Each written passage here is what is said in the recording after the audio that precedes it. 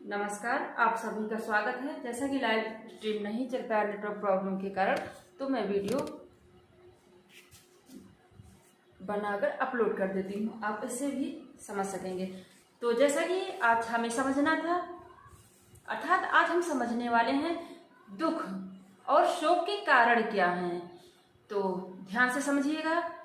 ये हमारा जो ये मन है, हमारी जो आत्मा है, हमारी जो प्रकृति है, यही सब कारण बनते हैं। तो किस किस प्रकार से बनते हैं यह आपको समझना है, तो ध्यान से समझिएगा।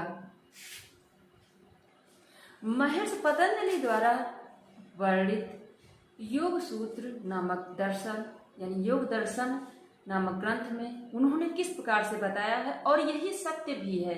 तो ध्यान से आपको समझना है, उन्हीं के सूत्र को द्वारा हमें आज समझना है। तो चलिए समझते हैं। दुख और शोक का कारण। दृष्ट दृश्यो संयोग हे हेतु। दृष्ट दृश्यो संयोगो हे हेतु। तो इसका पहले इनका अलग अलग करके इसका अर्थ समझते हैं इन वर्डों का। दृष्ट यानी पुरुष, अर्थात जो आपकी आत्मा है, और दृश्यो यानी देखने वाला यानी जानने वाला, कौन? वही आत्मा, ज्ञात जानना। और संयोग मिलना, संयोग मतलब संयोगा मतलब मिलना या जुड़ना, है जिससे बचना चाहिए, और हेतु यानी कारण आधार। तो दृष्ट दृश्यो संयोगा हे हेतु। तो दुख के कारण से हमें बचना चाहिए। किसको? आत्मा को, ठीक है, जो हमारी आत्मा है। लेकिन इसके कारण क्या होते हैं यह आपको समझना है। यानी कष्ट और शोक दृश्य वस्तुओं से स्वयं को गलत तरीके से जोड़ लेने के कारण कष्ट होता है। यानी कष्ट और शोक दृश्य कौन? दृष्टा कौन है? आत्मा। वस्तुओं से स्वयं को गलत तरीके से जोड़ लेने के कारण उत्पन्न होते हैं, और उनसे मुक्ति अपने आप को उनसे दूर करने से प्राप्त होती है। जैसा कि अब आप यहाँ से ये नोटिस कर रहे होंगे कि मैंने कई बार कहा कि आत्मा अविकारी है, आत्मा को न शोक होता है, न किसी प्रकार का कष्ट होता है, न दुख होता है, न कुछ भी नहीं होता। लेकिन फिर भी आप यहाँ पर बहुत ही बारीकी से समझिएगा, क्योंकि हमारा पुनर्जन्म होता है, बार बार जन्म और मृत्यु होती है, तो उसका कुछ ना कुछ कारण जरूर, जो हमारे संस्कार भी में बनते हैं। संस्कार अवश्य हमारे साथ जाती है दूसरे जन्म में भी। तो बस उतना ही आपको समझना है, इसको समझिए ध्यान से, ठीक है। यानी कष्ट और शोक दृश्य वस्तुओं से स्वयं को गलत तरीके से जोड़ लेने के कारण उत्पन्न होते हैं, और उनसे मुक्ति अपने आप को उनसे दूर करने से प्राप्त होती है। मुक्ति कैसे होती है? उनसे वियोग, जो इनका दृष्ट यानी इनका जो संयोग है, इनसे वियोग ही मुक्ति है। यही महर्षि पतंजलि ऋषि ने भी बताया, संयोग नहीं, इनका वियोग ही मुक्ति है। कैसे? यानी कष्ट और शोक दृश्य वस्तुओं को स्वयं गलत तरीके से, दृष्टि और दृश्य यानी देखता है, और जो दिखता है वो गलत तरीके से संयोग हो जाता है। इनका वियोग ही दुखों का निवारण है, ठीक है। वे सभी जन्म लेते हैं, उनकी मृत्यु निश्चित है, यही प्रकृति का नियम है। तो इसको थोड़ा सा और आपको समझना है। यानी अवांछित संयोग, अवांछित संयोग इसी प्रकार के कार्य करता है। हमारी मूल पहचान शाश्वत क्या है? हमारी मूल पहचान शाश्वत आत्मा है, ठीक है। मूल पहचान हमारी क्या है? आत्मा है। यह आत्मा वह नहीं जिसे हम सामान्य रूप से क्या कहते हैं? मैं। सामान्य रूप से आप कहते हैं, आप कैसे समझते हैं कि मैं आप समझते हैं ना कि मैं हूँ। जो सामान्य रूप से आप मैं समझते हैं वो आत्मा नहीं है, ठीक है।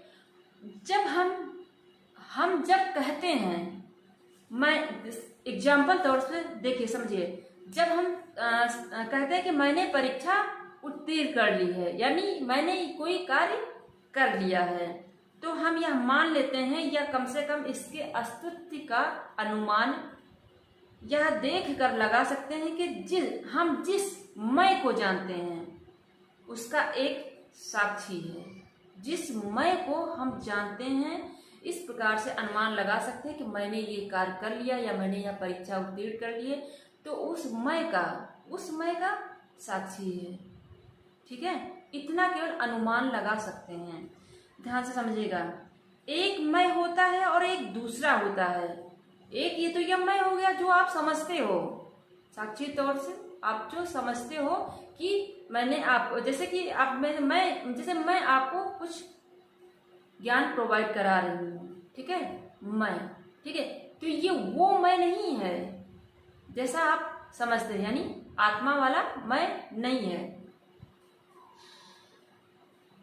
एक मैं यानी जो इस मैं को जानता है, ध्यान समझना, ध्यान से समझना, जो इस मैं को जानता है, क्या वही मैं है या दूसरा? एक मौन साक्षी है, एक मौन साक्षी, जैसा कि यह पहले था।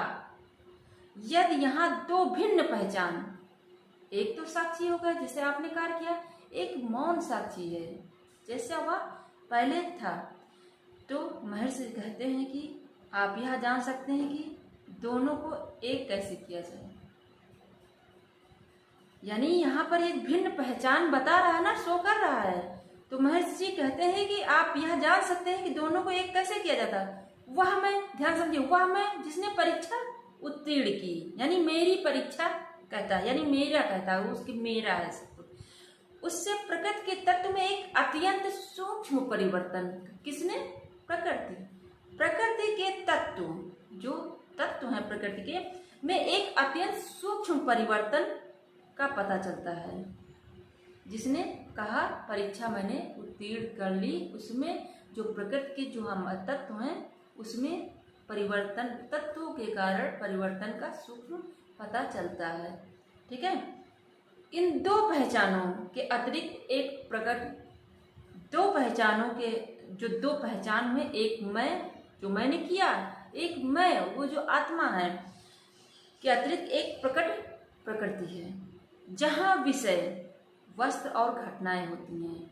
विषय वस्तु घटनाएं कहाँ होती हैं? प्रकृति के द्वारा। इस प्रकृति में रजोगुण, तमोगुण, सतोगुण, प्रकृति हमारी त्रिगुणात्मक है। और यही हमारे शरीर में भी है। तो उसी के अनुसार हमारे भाव आज सब बदलते रहते, क्रियाकलाप सब होते रहते हैं।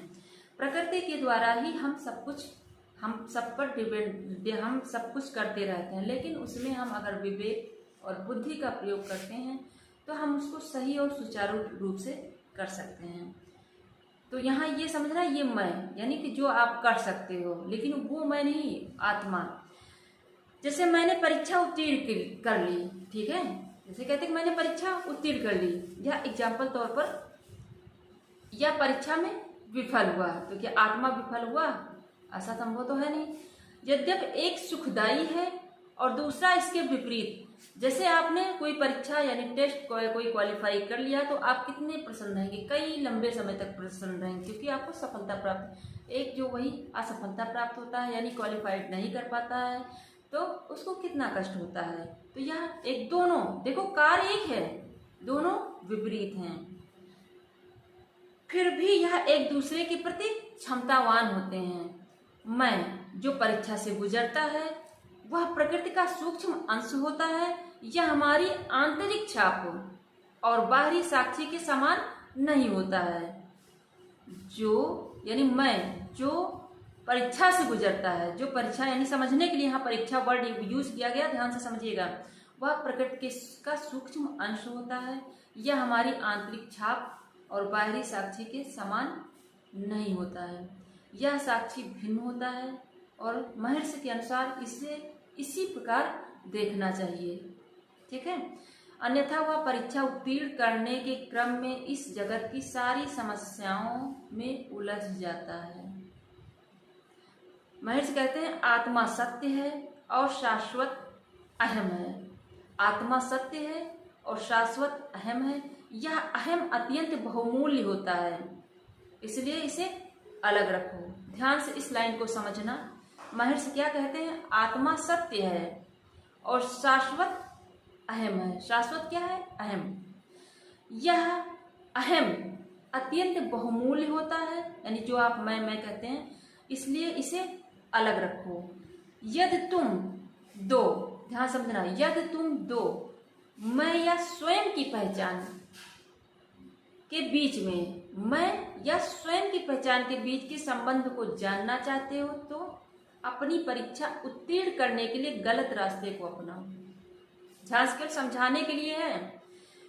तुम्हारे मन में उत्पन्न कष्ट या अपराध बोध आगे चलकर तुम्हें पश्चाताप कराएगा। जब आप गलत रास्ता अपनाओगे तो आप कोई भी कार्य आप करते हो, गलत तरीके से करते हो, तो आपको कष्ट होता है, आपको लगता है कि ये मैंने गलत किया है।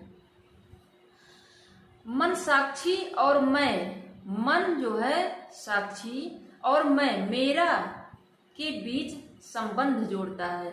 मन क्या करता है? साक्षी और मैं यानी मेरा के बीच में, मैं और मेरा के बीच में संबंध जोड़ता है। कौन? मन। साक्षी कभी झूठ नहीं बोलता है, साक्षी कभी झूठ नहीं बोलता, साथ ही वह कर्म नहीं करता है, जबकि मैं कर सकता है और करता भी है। अपने अंदर जो कष्ट का अनुभव करता है या जो अनुभव होता है या जो कर सकता है और करता भी है, वह साक्षी होता है, जो अपने आप को अलग रखता है और कहता है मैं इसका हिस्सा नहीं बनना चाहता हूं। साक्षी तथा मैं की अलग अलग पहचान साक्षी और मैं के बीच भेद की सुधार की क्रिया का कार्य करता है। यानी जब भी आप गलत कुछ करने के, गलत रास्ते से कुछ सफलता हासिल करते हो, गलत करते हो, तो आपका मन विचलित होता है, आपको लगता है कि हम गलत करने जा रहे हैं। कई बार जैसे लगता है कि आपको लगता है कि आपके पास दो मन है, सिंपल सा आप समझते हैं कि आपके पास दो मन है, और यही तो हमारा समझाने का प्रयास है, यही तो महर्षि पतंजलि समझाने का प्रयास करते हैं। तो जो है इसी में भेद समझकर आप अलग, एक मैं एक आत्मा, अलग अलग आप इसको समझ सकते हो। तो एक जो है सूत्र के अनुसार और आप समझ सकते हैं, प्रकृति सिक्के के दो पहलुओं के समान कार्य करती है। जो प्रकृति जो हमारी होती है, यानी एक तो ये शोक का कारण हो गया है, हेतु क्या कारण है, इनसे अलग करना। लेकिन थोड़ा सा और समझिए तो आपको बेहतर समझ में आएगा। जो हमारी प्रकृति है या सिक्के के दो पहलू है, यही हमें भोग कराती है, यही हमें मुक्ति भी प्रदान कराती है। लेकिन जिसके पास बुद्धि और विवेक होता है, उस प्रकार से वह अलग अलग चीजों को कर पाता है। तो यह ध्यान बहुत ध्यान से समझना है आपको। ध्यान समझिए। प्रकाश क्रिया स्थितिशीलम भूत इंद्रियात्मक भोग अपवर्गार्थम दृश्यम। प्रकाश यानी चमक, उजाला, स्पष्टता। प्रकाश मतलब चमक, आप इसको समझें, उजाला समझें, स्पष्टता समझें। क्रिया यानी कार्य, पड़ताल यानी स्थित, अस्तित्व यानी स्थित का मतलब जो इसकी अस्तित्व है। शीलम यानी गुण, प्रकाश क्रिया स्थित शीलम, ठीक, इसका इतना अर्थ हुआ। भूतम यानी तत्व, जो इसके तत्व हैं। इंद्रिय यानी 11 इंद्रियां, धारणा की 5 इंद्रियां, अर्थात इंद्रियां जो इसकी, धारणा की 5 इंद्रियां यानी ज्ञान इंद्रियां, और कर्म के 5 अंग, और धारणा की इंद्रियों के निकट वह मन, जो हमारी कर्म इंद्रियां हैं, जो हमारी ज्ञान इंद्रियां हैं, उसके निकट मन, यानी कोई दोनों का कार्य संभालता है ना मन। तो और आत्मकम यानी किसी जीव की प्रकृति, किसी भी जीव की प्रकृति। भोग यानी सुख भोगना। अपवर्ग यानी मुक्ति, अवर्ग यानी मुक्ति, मुक्ति, उद्धार, मोक्ष, कैवल्य जो आप बोलते हैं, यानी उद्देश्य। दृश्यम जानने यानी देखने योग्य। तो ध्यान से इस सूत्र को दोबारा समझें, देखें। प्रकाश क्रिया स्थितिशीलम भूतेन्द्रियात्मक भोग अपवर्गार्थ दृश्यम, ठीक है। तो चलिए अब इसको ध्यान से आप समझिए, तभी आपको अच्छे से दोनों सूत्रों को मिलाकर आप समझेंगे, तब आपको बेहतर से समझ में आएगा। यानी जानने योग्य जगत में 3 गुण, कौन से? स्पष्टता और आलोक या बुद्धि का प्रकाश तथा वीर्य। गतिजन्य ऊर्जा, जिसके अध्ययन से बहुत कुछ सीखना, शेष है। अभी सीखना गतिजन्य ऊर्जा, ठीक है, गतिमान्य। और तीसरा जड़त्व घनत्व स्थिर ऊर्जा, जड़त्व घनत्व स्थिर ऊर्जा, यानी प्रकृति अपने तत्वों से धारणा की इंद्रियों और कर्म के अंगों से जब विकसित होती है तब उनमें ये गुण समाहित हो जाते हैं।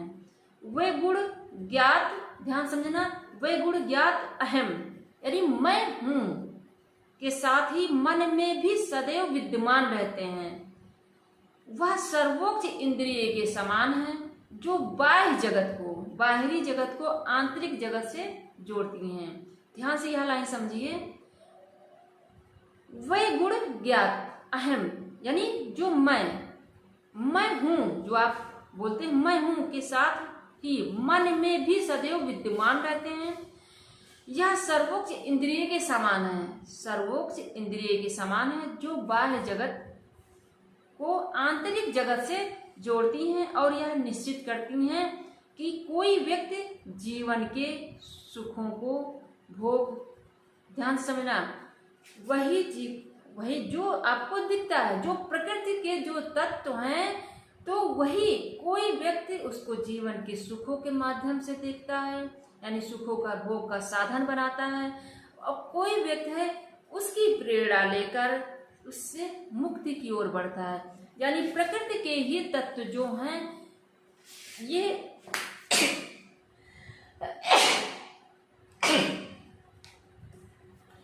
भोग भी कराते हैं और मोक्ष भी, लेकिन कैसे, यही। अब आप ये सोचें, देखिए यहाँ एक बात मैं यह क्लियर कर देती हूँ। जैसे लोग समझते हैं कि हम कहीं गुफाओं में चले जाएं, कहीं झोला झटका लेकर कहीं किनारे बैठ जाएं, हमें कैवल यानी मोक्ष प्राप्त हो जाएगा। कैवल शब्द हमारी जो है योग दर्शन में यूज किया गया, महेश पतंजलि ने यूज किया है। तो कैवल को भी आप मोक्ष ही समझेंगे आमतौर की भाषा में, जैसे मोक्ष वगैरह आप बोलते रहते हैं। तो सोचते हैं कि हमारा एक लाइन कहीं से समझ लिया कि हमें हमारा जन्म हुआ है जो है मोक्ष की प्राप्ति करने के लिए। ठीक है, आपका जन्म हुआ है मोक्ष की प्राप्ति करने के लिए, ठीक है, लेकिन इसको सही से पहले समझो। तो आप सोचे कि आप जाके जो है कहीं झोला झटका लेके कहीं गुफाओं में जाके बैठ गए, संभव ही नहीं है। आपके मन में इतने सारे विचार होंगे, आप गुफाओं में बैठ जाएं, आप समुद्र के नीचे चले जाएं, आप आसमान में उड़ते हुए कहीं चले जाएं, आपको मुक्ति नहीं प्राप्त होनी है। आपको यह प्रयास करना चाहिए कि आप जिस स्थिति में, परिस्थिति में हैं, जिस स्थिति, उसमें आपको अपने मन का संतुलन बनाते हुए, अपने कार्यों को करते हुए, आप जो ये आपको जो प्रकृति प्रोवाइड करा रही इसका भोग करते हुए, भोग उसमें लिप्त ना होना। अब यह नहीं कि सर मुझे ये नहीं चाहिए, मुझे, तो आप प्रकृति का विरोध करते हो तो प्रकृति आपको नष्ट कर देगी। प्रकृति का विरोध भी नहीं करना है। प्रकृति के तत्वों को, प्रकृति को समझते हो, जिसने प्रकृति को समझ लिया उसका मोक्ष तय है। प्रकृति के जब आपका जन्म हुआ है तो किसी ना किसी कारणवश हुआ है। आप अहंकारी ना बने, आप यह प्रयास करें कि जैसे बहुत सारे लोगों को होता है कि कुछ नॉलेज हो गया तो उनको लगता है मैं बहुत ज्यादा नॉलेजफुल हो गया हूँ, ये बहुत बड़ा अहंकार है। ऐसा पुरुष कोई नहीं अभी धरती पर नजर आया है कि उसको सर्वगुण संपन्न नॉलेज हो गया है। कहीं न कहीं उससे मिस्टेक अवश्य हुई है, कहीं न कहीं उससे छूट अवश्य गया है। हमारे महर्षि, हमारे जो हमारे महर्षि, जिनको महर्षि बोला जाता है, वो भी एक ही दिशा को लेकर आगे बढ़े हैं जिसमें उनको समझ में आया है। सारा सब कुछ इकट्ठा उनके जब सारा सब कुछ इकट्ठा करने लगोगे तो आपको कुछ नहीं समझ में आएगा।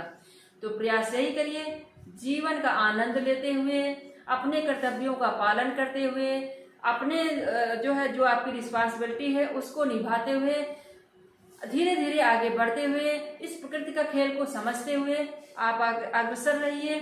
हाँ, और मोक्ष को प्राप्त करिए। मोक्ष प्राप्त करना, लोगों को लगता है हम बहुत जल्दी मोक्ष प्राप्त कर लेंगे, बहुत कठिन। सबसे पहले आपको अष्टांग योग को समझना चाहिए।